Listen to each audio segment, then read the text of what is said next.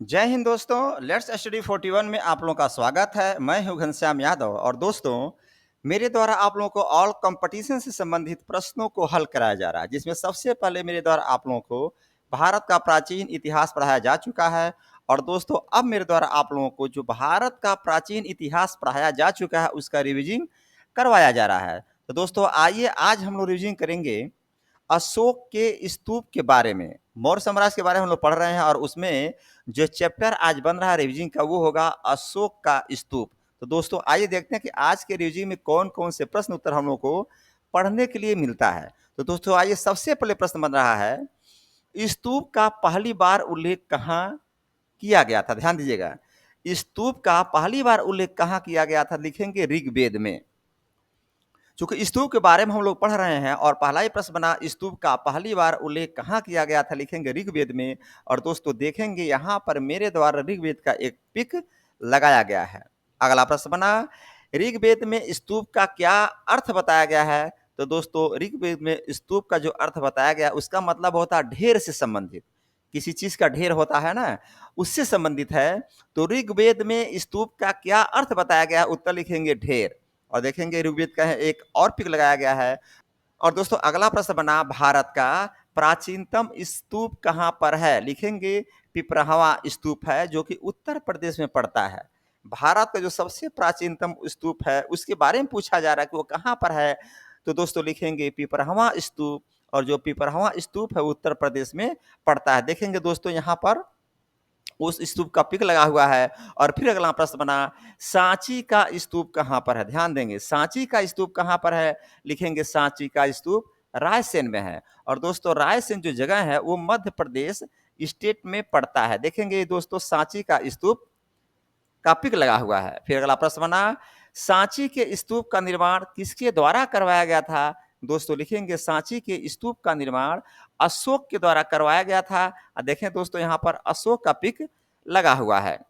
अगला प्रश्न बना, सांची के स्तूप में किसका प्रयोग किया गया था? तो दोस्तों लिखेंगे सांची के स्तूप में ईंटों का प्रयोग किया गया था और लकड़ियों का प्रयोग किया गया था। प्रश्न पूछा जाएगा कि सांची के स्तूप में किसका प्रयोग किया गया था? लिखेंगे ईंटों का प्रयोग किया गया और दोस्तों लकड़ियों का प्रयोग किया गया। देखेंगे यहाँ ईंट का मेरे द्वारा पिक लगाया गया है और यहाँ पर देखेंगे लकड़ी का पिक लगाया गया है।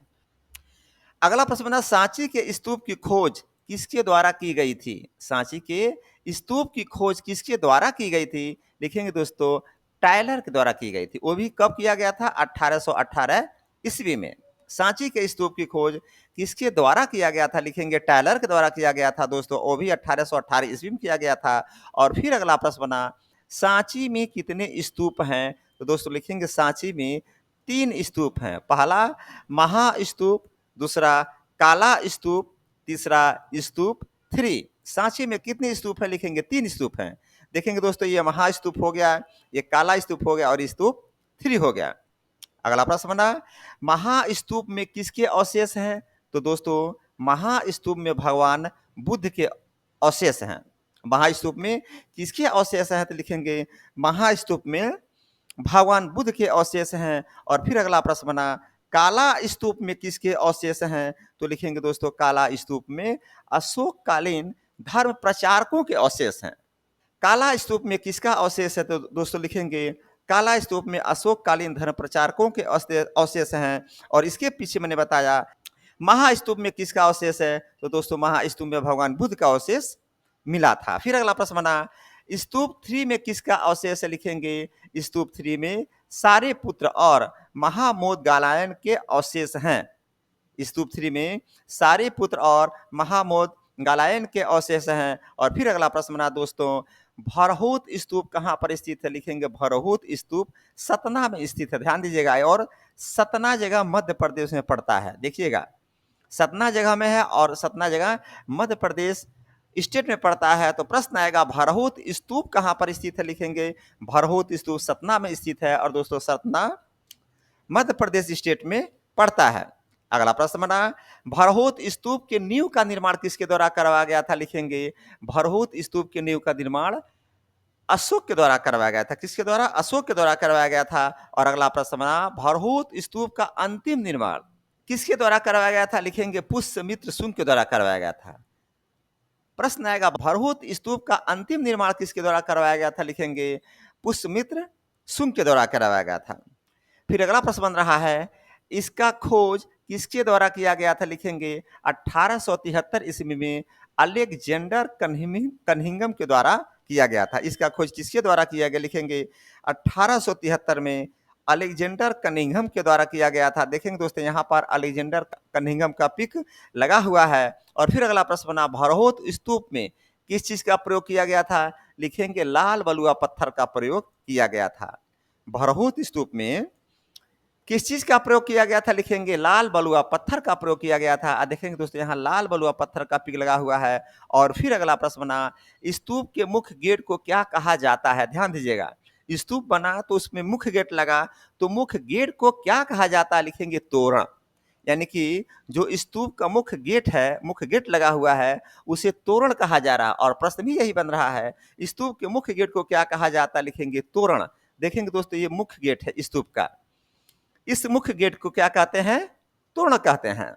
और फिर अगला प्रश्न बनेगा स्तूप के बाहरी दीवार या रेलिंग को क्या कहते हैं? तो दोस्तों लिखेंगे स्तूप को जो बाहरी दीवार है या रेलिंग है उसको वेदिका कहते हैं। देखेंगे दोस्तों ये स्तूप का गेट हो गया और ये जो बगल में आपका रेलिंग दिखाई दे रहा है यही रेलिंग है जो कि बाहरी दीवार है। तो स्तूप के बाहरी दीवार या रेलिंग को क्या कहते हैं? लिखेंगे वेदिका कहते हैं। क्या कहते हैं?